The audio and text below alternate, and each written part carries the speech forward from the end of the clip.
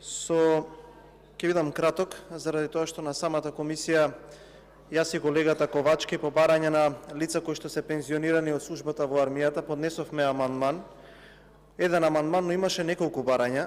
Се договоривме сите заедно и со колегите од мнозинството од поднесениот амандман во овој момент да уважиме едно барање на тие лица. Тоа беше за лицата кои што со инвалидитет заминале во пензија, но останаа уште неколку барања за кои што сметам дека треба во наредниот период особено да се усогласиме и да ги усвоиме, бидејќи целиот амандман, како што знаат лицата кои што се пензионирани во АРМ, го побараа од нас, треба да се комплетира за да се постигне една целовитост во процесот кој што го баравме. Именно ние од тој амандман кој што повторно ќе потенцирам беше барање на лица кои што се во служба или кои што биле пензионирани од службата во АРМ, се бараа неколку работи. Првата е на лицата на кои им се одбива по 0,5% за секоја година за помал стаж од 40 години, им е направена неправда, бидејќи на други лица им е докупен стаж во висина од 5 години и заминати се со 35 години стаж, а со докупна стаж од 5 години од страна на државата заминати се во пензија како со полн стаж од 40 години.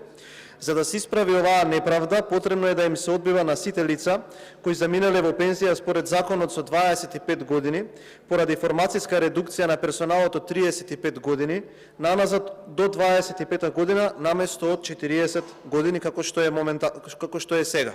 Моменталното законско решение е уставно дискриминирачко за една група на припадници на армијата. Тоа е едното барање. Второто барање е да се пролонгира рокот за доставување на барањата за остварување на правата согласно со последниот закон за армија, бидејќи до една група не е стигната информацијата на време од разни причини не успеале да се стегнат и да ги уживаат придобивките од законот како останатите.